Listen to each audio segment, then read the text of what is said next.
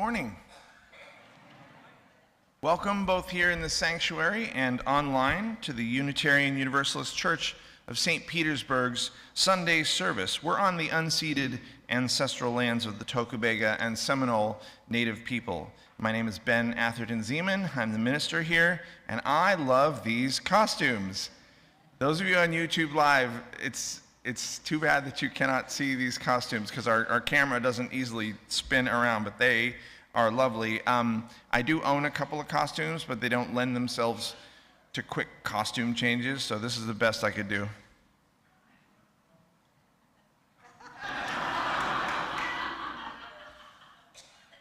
And now I can't read. Aaron Cassette has this Sunday off, so we're grateful to Todd Wellman for his work on the piano today. John will be leading our hymns and will be performing the anthem, along with today's worship associate, James Mack. Thanks, Ben. Good morning, everyone. Whoever you are welcome here.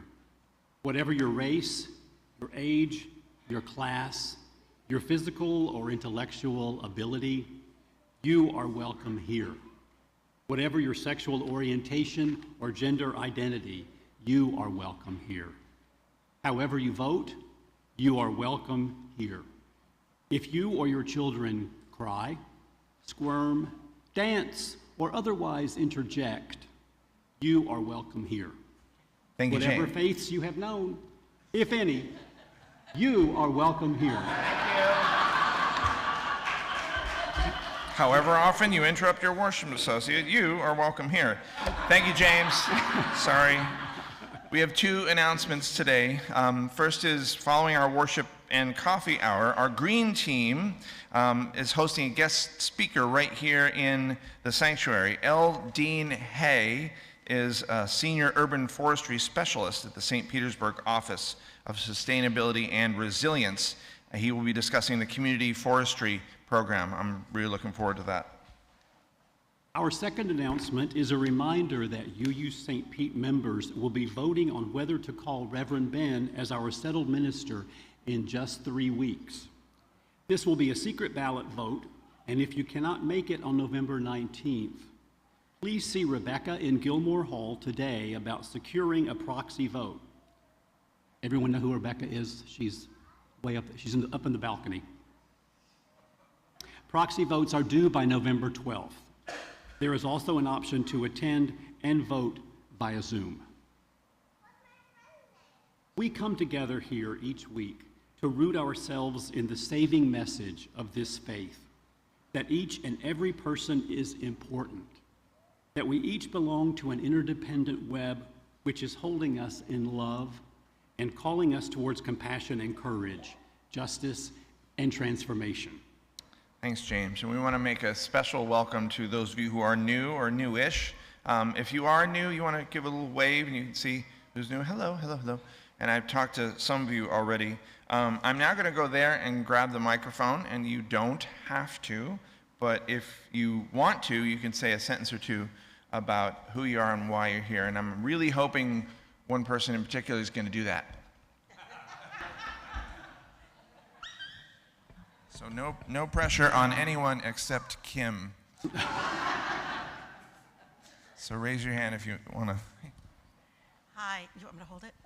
Hi, my name is Carrie Higgins. I belonged to a UU church years ago in Massachusetts. I'm also a singer, and UUs have the best hymns. So I decided to come in. I've been in St. Pete now for 3 years. Thank you. So glad you found us. Thank you. See you again. You're not raising your hand. Okay. After all that pressure. We are Kim Steele and Rob Bate. We're from the UU Church of Nashua, New Hampshire, which is where Ben did his ministerial internship, and I was on his internship team. And I'm very, very proud to see Ben with his own church. See you both. So glad you both are here. Were you standing up to introduce? Yes, you were. No, you weren't. No, you can't. You can only volunteer yourself. Hey, good morning. I'm Ellen Scarcella. It's my third time here, but I didn't grab the mic before. And, I'm also originally from Massachusetts, and I'm also a singer. But I've lived here for 2 years, and my spiritual journey's been a long and winding one, but it's good to be here.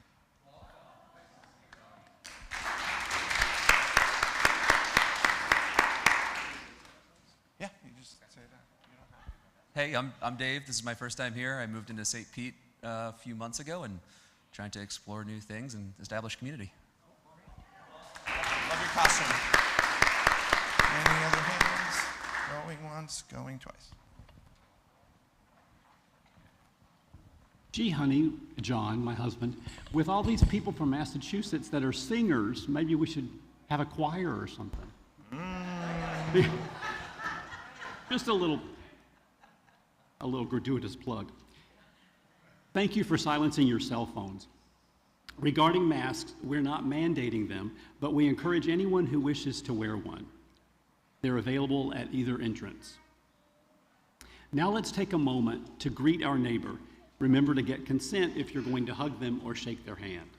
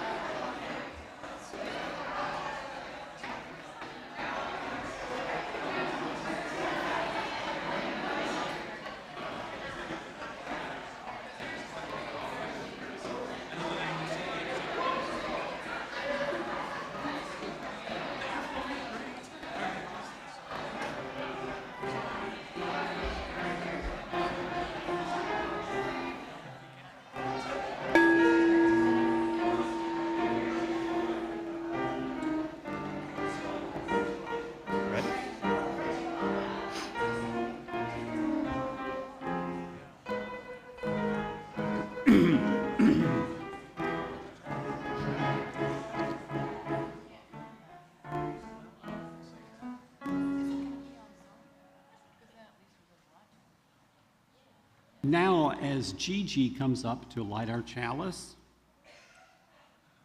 please listen to these words by Albert Schweitzer. At times, our own light goes out and is rekindled by a spark from another person. Each of us has cause to think with deep gratitude of those who have lighted the flame within us.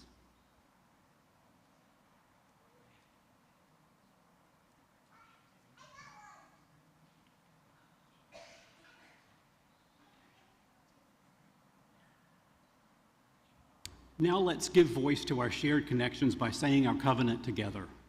The words can be found in your program and online in the text chat. Love is the spirit of this church, and service its law. This is our great covenant, to dwell together in peace, to seek the truth in love, and to help one another. Now please rise as you're willing and able for our first hymn, number 116 in the gray hymnal, I'm on my way.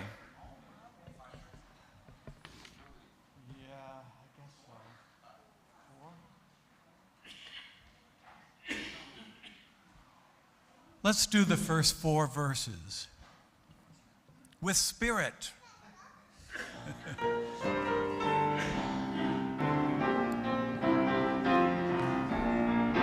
I'm on my way to the freedom land.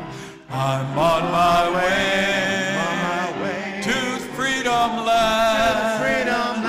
I'm on my way to the freedom land.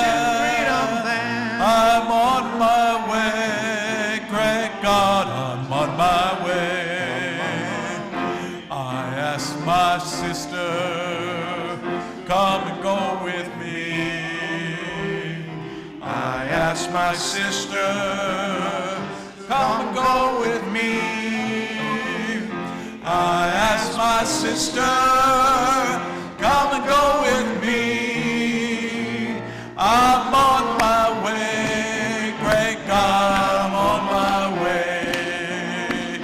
I asked my brother, come and go with me, come and go with me. I asked my brother, come and go with me, come and go with me. I asked my brother, come and go with me. I'm on my way, my God, I'm on my way. If they say no, gonna go anyway. If they say no, gonna go anyhow. If they say no, gonna go anyhow. I'm on my way, great God, I'm on my way. You may be seated. Today's Time for All Ages will be led by Aaron Powers.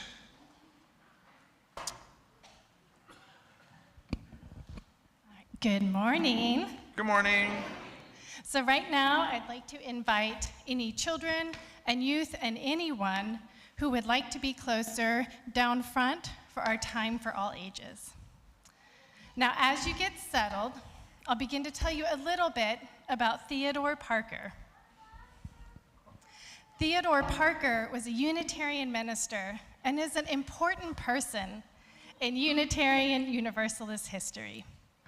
He worked for justice his whole life. He fought for voting rights for women, better education for all, and better treatment of marginalized people, such as the poor, the imprisoned, and the enslaved. He is most well known for his work fighting for an end to slavery. And many of his ideas and words have inspired important people of our time, like the Reverend Dr. Martin Luther King. But before Theodore Parker could do all of this, he had to first be a child. Just like all of our children here and here, Theodore Parker had to do that as well. And he had to first be a child like every adult here also had to first be a child. And when you are a child, it can sometimes feel like the things you do and the things you are learning are just for childhood. It can feel like the real learning will happen when you're an adult. And now my kids here, do you ever feel like that? Do you ever feel like things you're learning are just for right now and you'll learn the real stuff later? Kinda? Yeah, Gigi says she kind of feels like that sometimes. But that's not true. The things you do today and the things you are learning right now are important. These things will be part of who you are when you're an adult. And so when Theodore Parker was a young child, he had an experience that helped him become the adult that worked for justice and equity for all kinds of people. So when Theodore Parker was 4 or 5 years old, he was walking through the fields of his family's farm. As he walked, he swung a stick through the tall grass. And he stopped by the creek and noticed a turtle sunning itself on the rocks. Do y'all ever see turtles out in like the ponds and creeks around here? Yeah. He'd seen other older boys use sticks to hit turtles and other animals. Young Theodore thought he wanted to be like the other older boys he'd seen. So he raised his stick in the air, taking aim and preparing to knock the turtle into the water. But then something stopped him.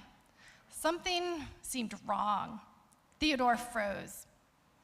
And he looked again at the turtle, quiet and peaceful and enjoying the summer day. Had the turtle ever done him any harm? Was the turtle so different than himself?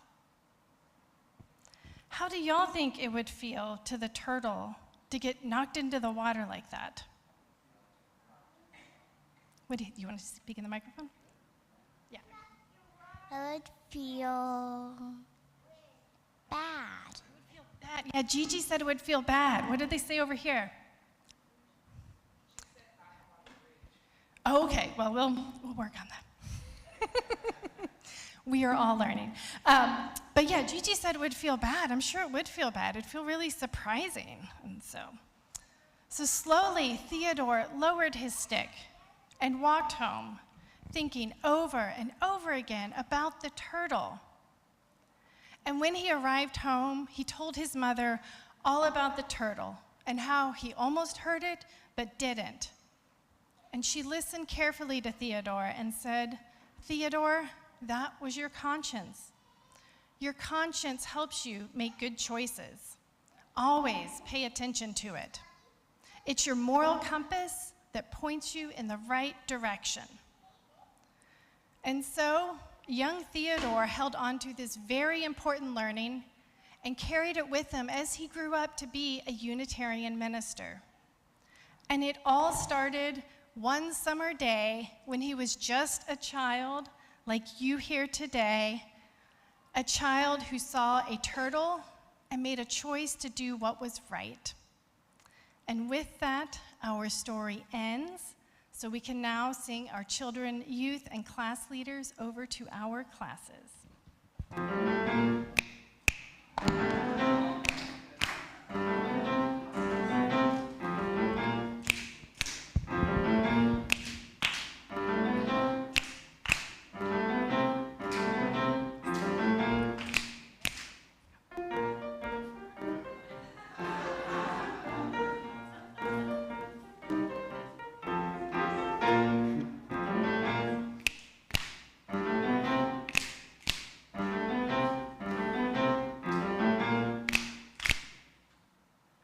Different song today. Thank you, Todd. Now we come to the time in our worship for joys, sorrows, and concerns. And those of you on YouTube Live, you are not here in person, but your presence is felt. Please type your joys, sorrows, and concerns into the text chat. The rest of you have written me during the week or handed up these cards, and there might be time for one or two more if you want to quickly get one up here. Right now, Lauren Connor will put a stone in the water for each one that was submitted this week. First, a stone of sorrow. Some of you know that we lost our beloved Jim Friedel on Friday. We will be holding a memorial service for Jim here at the church very soon. I just want to see if Bill is here. Are you here, Bill? Jim's brother? No? Jim's brother Bill is in town from Montana, and we're coordinating with him the timing of Jim's service. Another stone of sorrow for the victims of the mass shooting in Lewiston, Maine. Now, Lucinda and I both lived in Lewiston, and that is where we met. Fortunately, none of our friends or colleagues were harmed by the shooting. Unfortunately, this country's refusal to take on the gun lobby means these shootings have become all too common. Next is a stone of concern from Todd Wellman. I again saw the meme today that read, if one monkey hoarded the bananas from the other monkeys, that scientists would be concerned. But when humans do that, we put them on the cover of Forbes. May those with the most bananas embrace sharing. Yeah.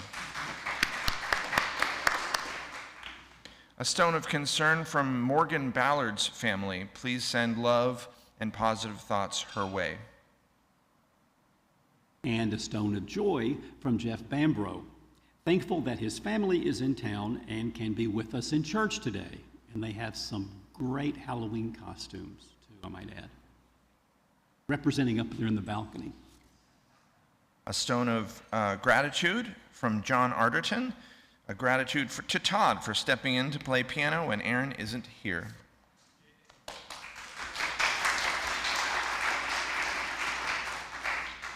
And I have a stone of sorrow from Chris McDonald. Prayers for the death of Renee Jacques. She is the daughter of a friend of hers. She helped her pack to move home. A stone of sorrow from Pat Fling at the abundance of guns leading to more mass shootings.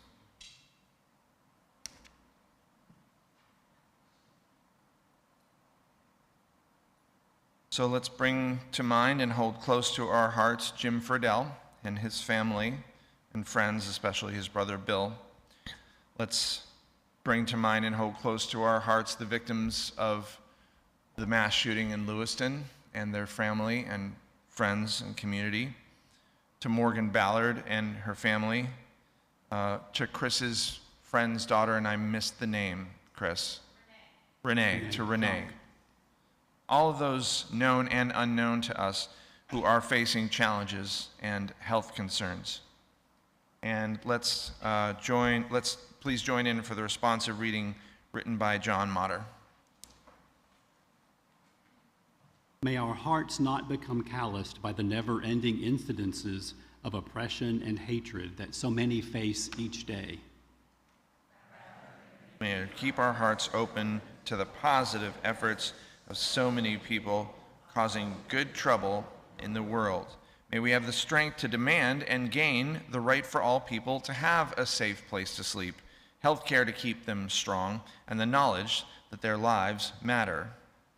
The struggle is taking longer than it should, but we will get there if we continue to fight for what we all know is right. May all of us find a comforting and compassionate presence in the warmth of fellowship and community. And Gianna, if you don't mind putting one more stone in there, we'll put the stone, if you can bring your dog with you, I guess, your award-winning dog. Oh, not this dog. We'll place this final stone for those joys and sorrows that remain in our hearts, perhaps too tender to yet be spoken out loud. The mystery is that we are connected, even when we feel apart. So let us rejoice in our beloved community that makes of the many one. And let's take about a minute of silence together.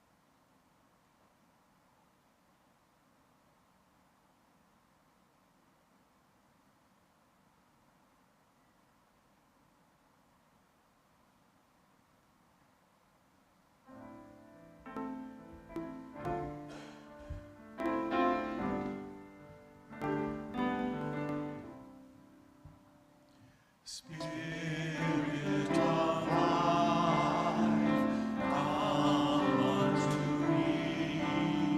Sing in my heart, O stirrings of compassion. Blow in the wind, rise in the sea, move in the hand, giving life.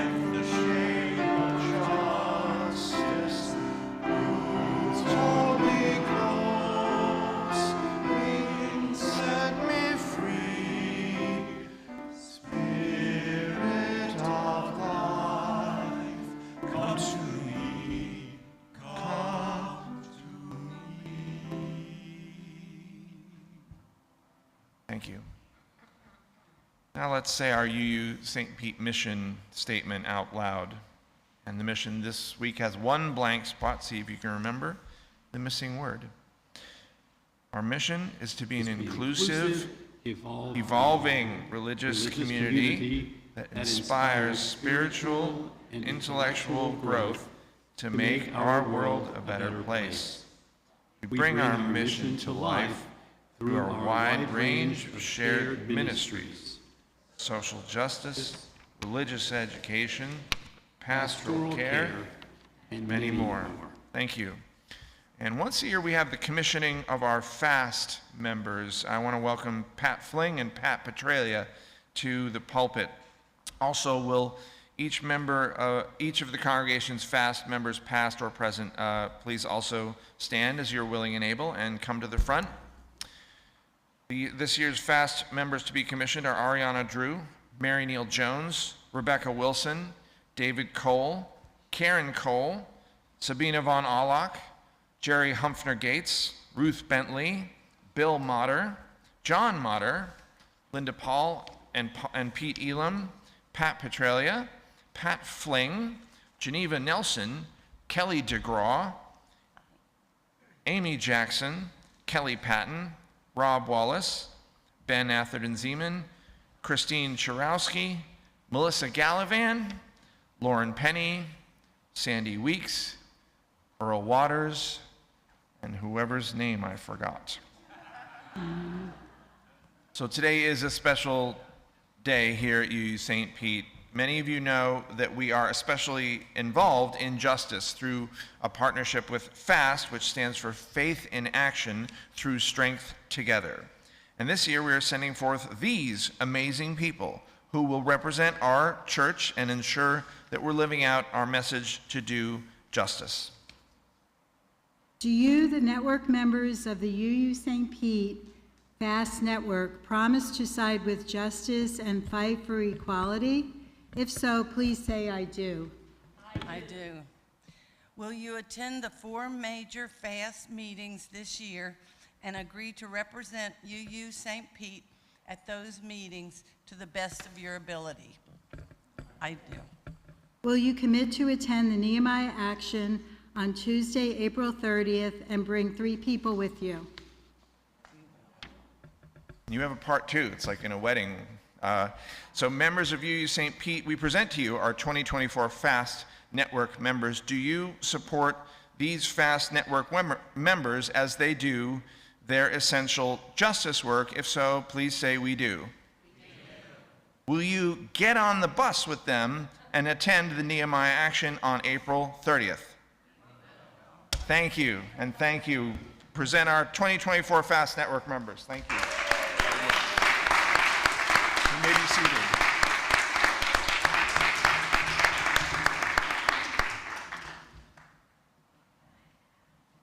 I hope somebody got a picture. I sure didn't.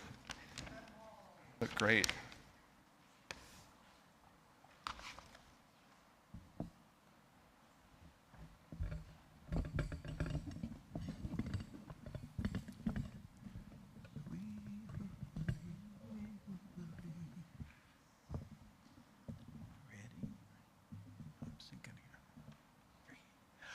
We who believe in freedom cannot rest.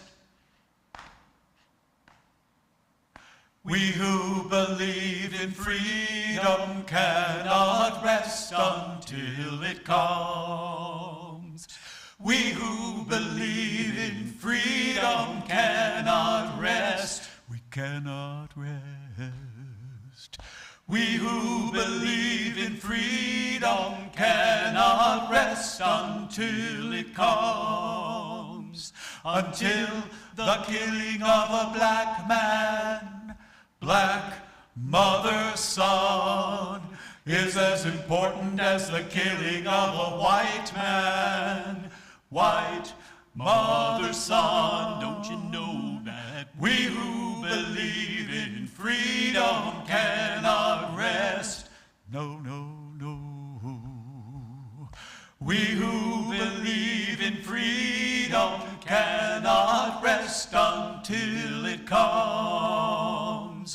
That which touches me most is that I had a chance to work with people, passing on to others that which was passed on to me. Don't you know that we who believe in freedom cannot rest? We who believe in freedom cannot rest until it comes, cannot rest until it comes.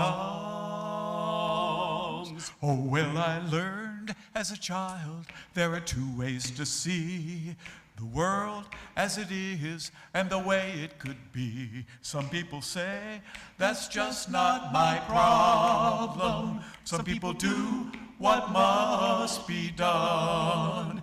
They see the hole in the fabric that must be sewn. They see the way blockaded and they roll back the stone. They see the day beyond the horizon and they do what must be done. Yes, some people do what must be done. Well, they do what must be done.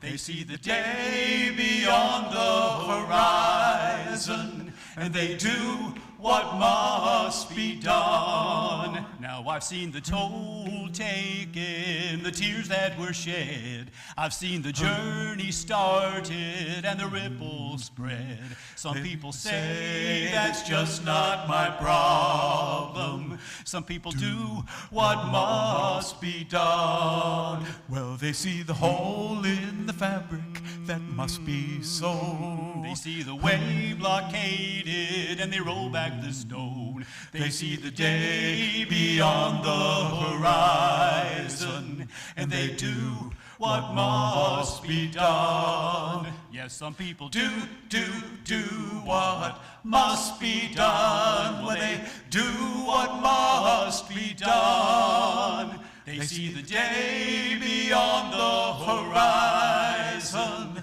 and they do what must be done. They see the day beyond the horizon and they do what must be done.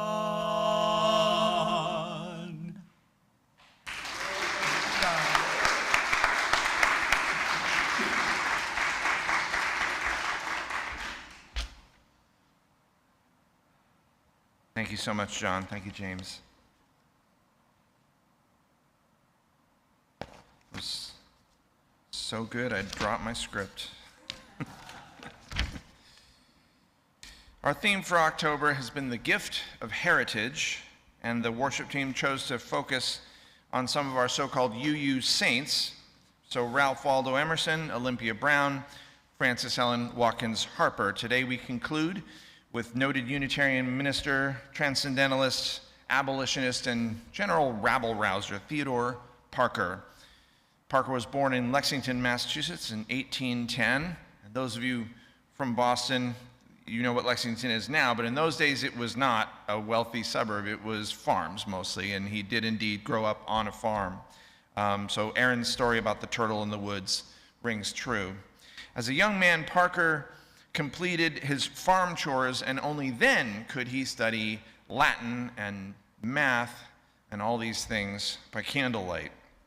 Parker was one of 12 children, and only 5 survived. They think most likely to tuberculosis, which is what claimed Parker's life at age 50. Parker's beloved mother died when Parker was 11. When he applied to Harvard College at age 19, he had to walk 10 miles to do so. Upon being admitted, because he was brilliant, and they were like, yes, please, and he couldn't go to campus and live there. He didn't have that kind of money. So he still lived on the farm, did all the work, went to attend the exams, and graduated in 1 year, having accomplished 3 years' worth of classes. Like other UU saints we've studied this month, Parker was skeptical of the miracles described in the Bible. He met with Ralph Waldo Emerson and other transcendentalists frequently in the 1830s. He graduated from Harvard Divinity School and began preaching in the greater Boston area. Like other UU saints, Parker challenged his more mainstream Christian Unitarian colleagues, emphasizing a more personal connection to God and to nature rather than the emphasis being on morality and adherence to clerical expectations and a strict interpretation of the Bible. Parker's best-known sermon, "The Transient and Permanent in Christianity," marked him as a radical in the 1840s. Parker believed the teachings of Jesus and the presence of God should be considered permanent, while the church hierarchy and trappings should be considered transient. Parker denied that the Bible had any miraculous authority and declared it full of myths. So this made him as popular with his colleagues as you might imagine.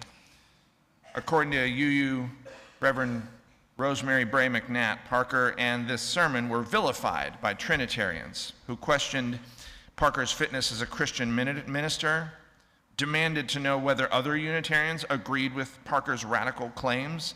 It didn't help that Parker compared the stories of Jesus with the stories of Hercules, Jupiter, and Neptune, which caused his critics to regale the public with stories of the sex lives of the Greek gods, which further outraged everyone. This is McNatt saying this. It wasn't long before his fellow Unitarian ministers began to refuse to exchange pulpits with him, and even some of his transcendentalist colleagues and friends thought he had gone too far. But his radical preaching earned him other fans and other followers, among them Louisa May Alcott, William Lloyd Garrison, Julia Ward Howe, and Elizabeth Cady Stanton. Stanton called Parker's sermons soul-satisfying when beginning her career, and she credited him with introducing her to the idea of a heavenly mother in the Trinity. According to biographer Dean Grodzins, Parker was the first minister to refer to God as both Father and Mother, and was one of the first American ministers to endorse women's suffrage. We're still talking the 1840s. Then in 1850, the U.S. Congress passed the Fugitive Slave Law. Boo. The law not only provided for the return of people who had fled enslavement to their former slave owners in the South, it also required citizens in the North to assist in their capture. So abolitionists in Boston immediately began organizing resistance to the Fugitive Slave Law. And according to the UUA, Theodore Parker was one of the founders of a vigilance committee designed to, quote, protect black inhabitants of Boston from any invasion of their rights. The Vigilance Committee included black people as well as white people, again, in the 1840s, actually in 1840. Ellen and William Craft, a married couple who fled Georgia to escape slavery, were members of this committee, and the Crafts' former enslavers sent 2 agents in 1840 to Boston to catch the couple. The agents expected that Boston officials would assist them, but in this they were disappointed, says McNatt. Vigilance Committee members protected the Crafts and relentlessly harassed the 2 agents. The coordinated actions of the abolitionist community and African Americans throughout the city of Boston thwarted the enslavers' agents at every turn. So they stayed in Boston for more than a month trying to waylay the Crafts, but in the end they had to return to Georgia empty-handed. Ha! Now, Parker's words have been used and adapted by American politicians, from Abraham Lincoln to the Reverend Dr. Martin Luther King Jr. King's quote, "The moral arc of the universe is long, but it bends towards justice," is from Parker, and King often acknowledged that and mentioned Parker by name when he preached. Lincoln's government of the people, by the people, and for the people was in fact a phrase Parker had used, except Parker said it Parker said that democracy was government of all the people, by all the people, for all the people. Dean Grodson said that when Lincoln changed Parker's all the people to the people, something critical was lost. That all meant for Parker that democracy had not been achieved in the United States and never would be until social and political inequalities were overcome. Till the killing of black men, black mothers' sons, it's as important as the killing of white men, white men's mothers' sons. I'll be honest, Jim Friedell's death really shook me this week, as it shook many of you. And rather than ignoring how sad I was, which is how I started writing this, I decided to really just feel it and let my grief for our beloved Jim shape my words today. And that's when I realized that, like Emerson before him, Parker's ministry was shaped by grief and loss. McNatt said that by the time Parker entered the ministry, 7 of his siblings and both of his parents had died from tuberculosis. She says this series of losses and his struggle to bear them played an important role in the formation of Parker's theology. And Grodzins writes, Parker's early life did shape his religion, but not in the way he so often claimed. His religion was not a simple natural affirmation of his happy religious experience. It was more a way of surviving tragic experience. It's not happiness, he says, but a sense that we are not sufficient for ourselves, Parker's words, that drives human beings to worship. Some of you were there on Thursday night at our board meeting. And at the time, our beloved Jim was still at Northside Hospital, his condition worsening. And after we were done with our board meeting, a few of us gathered to speak about our concern for Jim. I overheard one of you say, "See, we can do more than just bicker and argue." Theodore Parker's sermon in 1841, I think, can help us in 2023. The transient and permanent. So what is transient and what is permanent here at UU St. Pete? Perhaps the transient is our disagreements, is our bickering, is whether or not we applaud, is what our policies and procedures are, is even who is our minister. Perhaps the permanent includes our love for one another, the certainty that we will all someday die, and the importance that we hold one another during times of suffering, loss. Perhaps the permanent is our connection to one another, to those around us, and to the earth. Perhaps the permanent is our willingness to do what must be done. I close with words from Theodore Parker, but I've changed the sexist mankind, man, this and that language of Parker's time. What if some church felt that humans were great, God's children, their duties great, and great their rights, great their powers? What a church that would be, Parker said. A church of faith, a church of works that warred with sin and healed the woes of humans and loosed the chain. One such church, says Parker, is this place. That work is for you. Amen. Ashe. Blessed be.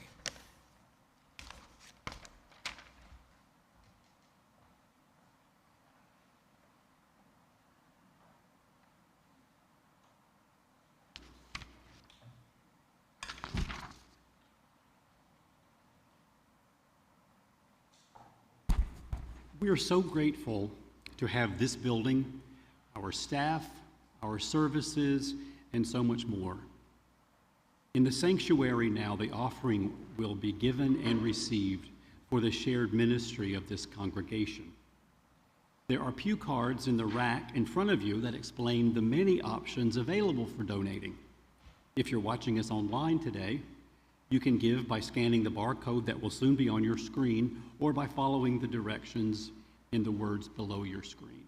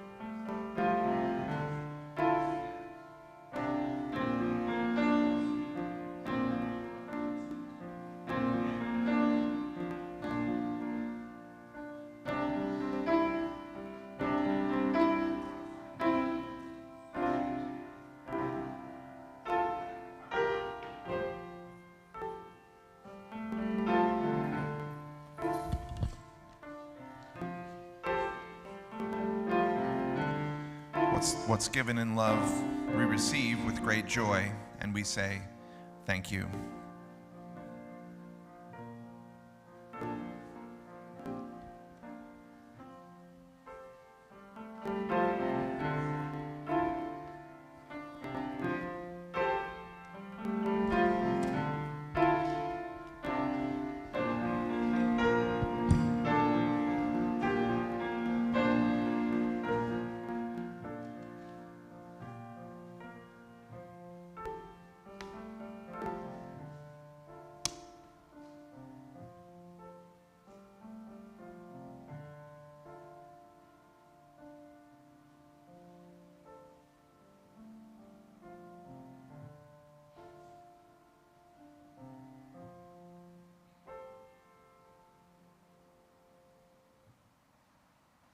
Please rise in body or spirit for our closing hymn, number 168 in the gray hymnal, One More Step.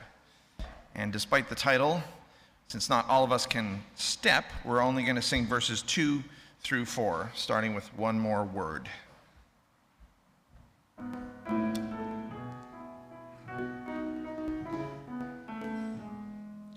One more word, we will say one more word, till every word is heard by everyone. We'll say one more word, one more prayer, we will say one more prayer, till every prayer is shared by everyone. We'll say one more prayer, one more song. We will sing one more song, till every song is sung by everyone. We'll sing one more song.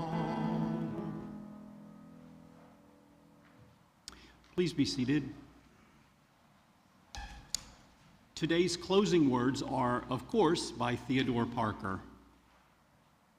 Truth never yet fell dead in the streets.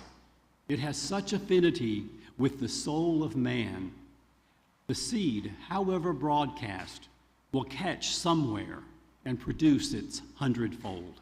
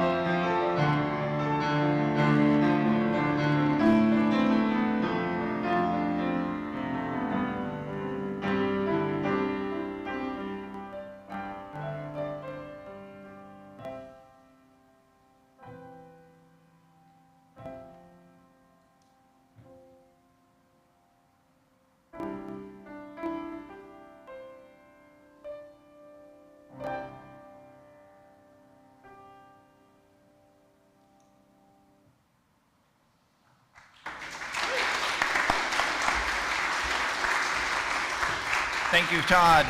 Thank you, James. Thank you, John. Thank you, Robert. Thank you, ushers. Thank you, greeters, everyone who participated in creating today's worship service. Now we invite you to say our chalice extinguishing. As James extinguishes the chalice, the words to our chalice extinguishing are in your order of service. Online, they are on the text chat. We extinguish this flame, but not the light of truth, the warmth of love, or the fire of courage. These we carry in our hearts out into the world. Please join us for coffee hour in Gilmore Hall. That's over there. And don't forget, L. Dean Hay will be in here discussing community forestry after the coffee hour. Our worship is over, but our service begins. We hope that our time together will help you through your week, will help you remember you're not alone. Blessings.